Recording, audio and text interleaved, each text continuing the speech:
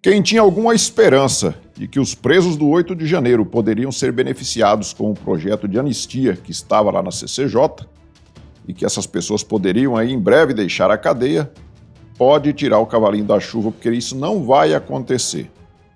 O Arthur Lira, ele criou uma comissão especial para analisar o projeto de lei de anistia que estava lá na CCJ prontinho para ser votado. Caso ele fosse aprovado na CCJ, ele já iria para o plenário para votação e ele tinha grandes chances de ser aprovado. Tá certo que depois tinha que passar pelo Senado, tinha que passar pela sanção do ex-presidiário que hoje ocupa a presidência da República e também ainda corria o risco de ser analisado pelo Supremo Tribunal Federal, que ia dizer que isso era inconstitucional. Então, de todo jeito, estava muito difícil isso ser aprovado. Mas agora ficou pior ainda, porque o Arthur Lira jogou isso lá para a estaca zero. Eu vou mostrar para vocês aqui, ó, nós temos a notícia aqui na Veja. Ó, Lira cria comissão especial para analisar o PL da anistia que volta à estaca zero. E eu vou deixar o deputado Paulo Bilinski explicar para vocês em detalhes. Vamos dar uma olhada aqui, ó. O golpe no PL da anistia. Hoje, na CCJ, a gente ia votar o PL da anistia e o destino dele era o plenário da Câmara. O que o Lira fez? De forma contrária ao regimento interno, ele criou uma comissão especial, porque aí a instalação, os membros, o plano de trabalho, fica tudo na mão dele. Agora o Lira tem todo o controle do PL da anistia. Pessoal, vocês sabem de quem cobrar. Isso aqui é um golpe no Legislativo, é um golpe no PL da anistia. Fica aqui a nossa lição. O presidente da Câmara não pode utilizar a Câmara dos Deputados para os desejos dele. Ele tem que atender a população brasileira. O seu voto é definitivo. O problema, isso aqui não é o desejo do Lira. Isso aqui não é desejo do Lira. O Lira recebeu ordens para fazer isso. O Lira recebeu ordens e a gente sabe mais ou menos de onde que vem essa ordem, né? Tem um certo setor aí da República, um dos poderes, que é o poder mais poderoso hoje no país, é quem manda no Brasil, que esse pessoal aí, eles mandam, eles dão ordem, eles não pedem para o presidente da Câmara, o presidente do Senado, ou até o próprio presidente da República. Eles mandam. E com certeza eles mandaram o Arthur Lira criar essa comissão aí e atrasar tudo, esse processo aí, e deixar para lá até, enrolando até e cair no esquecimento. E essas pessoas que estão lá na cadeia aguardando, que se danem. Aquelas pessoas condenadas ali a 17 anos de cadeia, 14 anos, como foi o caso da Débora, aquela que pintou ali, escreveu ali, perdeu o mané na estátua ali do STF, com um batom, e pegou 14 anos de cadeia por conta disso, que se dane. Que se dane. O importante mesmo é que pessoas de bem estão sendo beneficiadas pelo judiciário. Olha aqui, ó, Fachin arquiva inquérito que investiga Renan Calheiros e Eduardo Braga. Então tinha lá um inquérito lá que investigava o Renan Calheiros, que, aliás, quantos e quantos inquéritos e processos o Renan Calheiros já respondeu por corrupção, por tudo quanto foi tipo de crime. E todos eles até hoje foram arquivados, o Renan Calheiros nunca foi punido por nada. Eduardo Braga também não fica muito atrás, é outro bandido. E aí nós temos aqui que o Fachin arquiva inquérito que investigava Renan Calheiros e Eduardo Braga. Todos os dias nós vemos notícias como essas. Todos os dias nós temos notícias assim. Temos outra aqui, ó. Gilmar Mendes anula todas as condenações de Dirceu na Lava Jato. Então José Dirceu agora é um ficha limpa. Né? O José Dirceu agora é um ficha limpa. O ministro Gilmar Mendes anulou ontem todas as condenações da Lava Jato contra o ex-ministro José Dirceu. O sigilo do processo foi derrubado por Gilmar após o UOL noticiar a decisão. O que aconteceu? Com a decisão, na prática, Dirceu retoma seus direitos políticos e deixa de ser considerado, então, um ficha suja. Dirceu agora é um homem honesto, ficha limpíssima. Bandidos são aqueles que estão lá na cadeia. A Débora é uma bandida por ter escrito ali na estátua, em frente ao STF, perdeu o mané. O cara que falou a frase perdeu o mané, ou o cara que falou, ou mesma pessoa que falou nós derrotamos o bolsonarismo, que ocupa um cargo de relevância hoje na República e que seria um crime que deveria ter sido punido por conta disso e até ter sido empichado, esse está lá de boa. É ele que está mandando no Brasil, junto com alguns outros ali. Então, bandidos são essas pessoas que estão sendo condenadas aí a penas altíssimas, mas o Zé Dirceu, ele é um ficha limpa e nas próximas eleições já vai vir com tudo aí para ser candidato ou a deputado federal ou até mesmo a senador, sabe-se lá. Né? O Zé Dirceu está de novo aí um ficha limpa. E a defesa do Dirceu diz que recebeu a decisão do Gilmar Mendes com tranquilidade. Né? Quem imaginaria que a defesa do Zé Dirceu receberia essa notícia com tranquilidade, né? Essa decisão? Parece até que o Zé Dirceu não sabia que isso ia acontecer, né? Como quem não fosse ele que mandou que essa decisão acontecesse, né? Queira ou não, o Zé Dirceu ainda continua mandando em algumas coisas, né? E aí nós temos aqui, pessoal, o Júlio Schneider, ele trouxe aqui, ó, essa postagem aqui lá de 2021, tá? O Gilmar aos berros disse que a desmoralização da justiça já ocorreu. E aí ele conversava aqui nesse diálogo cabuloso aqui com o Aécio Neves. Aécio Neves estava ali enrolado com a justiça, né? E o Gilmar Mendes conversando ali por telefone com o Aécio Neves, olha só.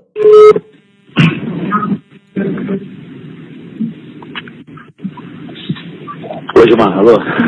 Oi, tudo bem? Oi. Você sabe um telefonema que você poderia dar em alguém que me ajudaria na condução lá? Sei como é que é a relação com ele, mas ponderando. Enfim, ao final, dizendo que me acompanhe lá, que era importante, era o Flecha, viu? Flecha, tá bom, falo com ele. Porque ele é o outro titular da comissão, somos três, sabe? Tá bom, vou falar com ele. Né, Tá. Flecha, Eu falei com a Anastasia e falei com o Tasso. Tasso não é da comissão, mas a Anastasia disse, tô tentando construir Dá uma palavrinha com Flecha, é importante para ele. E no final, dá um sinal para ele, porque também não é muito assim, né, para entender a profundidade da coisa. Fala, acompanha a posição do Aécio lá, que eu acho que é mais sereno. Porque o que a gente pode fazer no limite? Apresenta um destaque para dar um satisfator ao lugar e vota o texto, que vota antes, entendeu? Destaque é destaque. Depois não vai ter voto, entendeu? Você vota o texto e dá uma satisfação para não parecer que a bancada também foi toda contrariada, entendeu? Se você pudesse ligar para a Flecha aí e falar... Eu falo com ele, eu ligo para ele agora. Importante, liga aí. Eu ligo para ele agora, tá bom. Então, pessoal, é mais ou menos isso que acontece em Brasília. Tá? Um ministro do Supremo conversando ali com um parlamentar, na época o Aécio Neves, que era do PSDB, não sei se ainda é. A coisa mais normal do mundo, mais natural do mundo. Isso aqui é normal, mas o Sérgio Moro ter conversado com o Ministério Público na época da Lava Jato, aí foi considerado parcial, um juiz suspeito, e todas as decisões dele foram anuladas. Todas as decisões do Sérgio Moro foram anuladas porque ele era um juiz parcial, um juiz suspeito. Ele conversava com o Ministério Público. Até parece que os ministros do Supremo não conversam com ninguém. Você viu nessa ligação aqui, foi uma das ligações que foram interceptadas, né? E o que não é interceptado? O que será que esse povo conversa ali? Vocês acham mesmo que o Arthur Lira, com essa decisão agora de criar essa comissão aí, lá na CCJ, para atrasar esse processo de anistia, esse projeto de lei de anistia, vocês acham mesmo que a ideia veio do Arthur Lira? Ou ele recebeu a ligação de alguém e disse, olha, faça isso? É lógico que ele recebeu a ligação de alguém que ordenou o Arthur Lira a fazer isso. O Arthur Lira também que é enrolado, que tem processo lá no Supremo Tribunal Federal. É assim que funcionam as coisas em Brasília. E aí nós temos aqui, ó, aquela situação que saiu para... Eu vou mostrar para vocês aqui isso daqui para mostrar como que as coisas são tratadas. Conforme a conveniência e a diferença de tratamento que é dado para uma pessoa e para outra, dependendo da conveniência. Nós temos aqui, nessa coluna do Paulo Capelli, lá no Metrópolis, essa notícia foi na véspera das eleições, dia 26, onde o Paulo Capelli dizia que bilhetes interceptados mostravam, então, a indicação de voto em São Paulo. Foi ali onde o PCC tinha, né, emitido aqueles bilhetes, está aqui as fotos dos bilhetes, ó, dizendo ali para os seus familiares, o entorno ali do pessoal do PCC, as pessoas que comandam ali, de que eles deveriam votar em determinado candidato. E o Tarcísio estava dando uma entrevista e o jornalista perguntou para ele, mas qual candidato que era que o PCC estava indicando que votasse? E o Tarcísio disse Boulos. E por conta disso, estão dizendo que isso é um crime eleitoral. Nós temos aqui, ó, ministro do TSE vê impossível quebra de conduta eleitoral de Tarcísio de Freitas. Isso aqui é um crime, né? Em fake news, Tarcísio sugere ligação de Boulos ao PCC e choca o TSE. E aí nós vimos toda a esquerdalha, principalmente depois que foi anunciado o resultado das eleições, que o Boulos tomou aquela coça, foi basicamente ali 60-40, né, a derrota do Boulos para o Ricardo Nunes, que não era um candidato ideal da direita. Ali o voto foi mais de gente que não queria o Boulos, né, para evitar que o Boulos chegasse à prefeitura, do que um voto exatamente no Nunes. E aí o pessoal da esquerda inteirinho, o pessoal da imprensa dizendo que o Tarcísio então tinha cometido ali um crime eleitoral. Crime eleitoral. Nós temos aqui, ó, Reinaldo Azevedo, ó, Tarcísio, coadjuvado por Ricardo Nunes, cometeu crime eleitoral em São Paulo ao falar sem apresentar provas sobre um suposto salve emitido pelo PCC orientando o voto em Guilherme Boulos. Então isso aqui foi um crime, né? Um crime. Só que nós vimos lá no Ceará o áudio que foi feito ali, atribuído ao André Fernandes, aquele áudio ali que ele falava que tinha que comprar votos, que ele estava na mão, né? Porque estava perdendo, segundo as pesquisas, ele estava 3 pontos atrás e que ele tinha que derramar dinheiro na mão de pastores e de militantes para comprar voto. Então fizeram um áudio com a voz do André Fernandes por inteligência artificial, às vésperas das eleições, distribuíram lá em Fortaleza via WhatsApp. E aí o André Fernandes denunciou isso daí, e nós tínhamos, inclusive, um vídeo do Alexandre de Moraes, onde ele fala que quem usasse inteligência artificial seria punido com a cassação do registro da candidatura. E foi o que aconteceu lá. Você não vê a imprensa falar um A sobre isso. Se fosse o André Fernandes que tivesse feito aquilo, a imprensa inteirinha teria divulgado. O TSE, o Supremo, os ministros, todos teriam se manifestado dizendo que aquilo ali poderia ser um crime. Você não viu ninguém falando nada, fizeram de conta que não viram. E aí agora, porque o Tarcísio falou sobre uma matéria, que saiu inclusive a matéria ali, a polícia interceptou os bilhetes, saiu a matéria lá no Metrópolis, tem as fotos dos bilhetes e tudo. Vem a imprensa falar aqui que sem provas Tarcísio acusou ligação do PCC com o Boulos.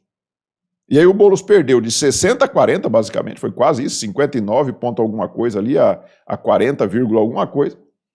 E aí eles estão dizendo agora que pode ter influenciado, lógico que não influenciou nas eleições. Agora lá em Fortaleza, que a diferença foi de apenas 10 mil votos, que foi menos de 1 ponto percentual, aquele áudio pode sim ter influenciado. Só que ninguém vai investigar isso.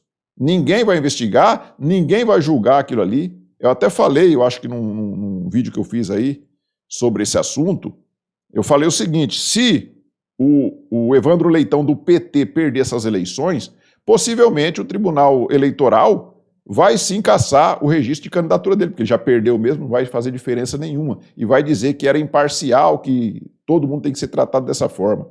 Mas se o Evandro Leitão vencesse, eu ainda falei assim, se o Evandro Leitão vencesse, eu tenho certeza que isso aí eles iam fazer de conta que não viram. E agora o Evandro Leitão venceu por uma margem pequenininha, menos de 1 ponto percentual. E eles estão fazendo de conta que não viram um crime eleitoral que aconteceu lá em Fortaleza. E por outro lado já estão falando até em cassação do Tarcísio, inelegibilidade e tudo mais. Por quê? Porque eles sabem que em 2026, se deixar a coisa transcorrer normal, como está indo aí, como está se apresentando, principalmente nessas eleições de 2024 aí, a direita crescendo, eles sabem muito bem que a maioria, principalmente dos senadores, serão eleitos de direita. E aí eles podem estar em maus lençóis, porque a direita pode tomar conta do Senado, pode eleger um presidente do Senado de direita e pode ter uma maioria ali para caçar ministro do Supremo Tribunal Federal. E isso eles não querem que aconteça de jeito nenhum. Então eles vão fazer de tudo. Você pode escrever aí que eles vão fazer de tudo para não permitirem que essas pessoas sejam eleitas. Porque eles sabem muito bem que seria a derrocada deles. Pelos crimes que eles vêm cometendo. Não é por perseguição não, tá? Perseguição é o que eles estão fazendo. À direita. Essas pessoas que estão presas ali, condenadas pelo Supremo Tribunal Federal, sem ter foro por prerrogativa de função, sem ter cometido crimes, apenas por um vandalismo, pegando essas penas altíssimas aí, e agora estão proibindo que a CCJ aprove ali o projeto de lei de anistia dessas pessoas, para que elas não consigam sair da cadeia. Assim como está acontecendo com o Daniel Silveira, que o Alexandre de Moraes jogou dentro da cela e jogou a chave fora, ele também quer fazer com essas pessoas aí, esses pobres coitados aí que estão presos ali, e eu acho que eles vão demorar um bom tempo para sair. Pelo menos antes de 2027, eles não vão conseguir sair. Se a gente conseguir eleger pessoas de direita, a maioria de direita em 2026, aí há sim uma esperança que essas pessoas deixem a cadeia. Até lá, eu acho muito difícil que isso aconteça. Então, pessoal, é isso. Peço a vocês que observem, se estão inscritos aqui no canal. Se não tiver, clique aí no botão inscrever-se, acione o sininho das notificações, deixe seus comentários e também deixe o seu like. Nós nos vemos no próximo vídeo. Fiquem todos com Deus. Tchau.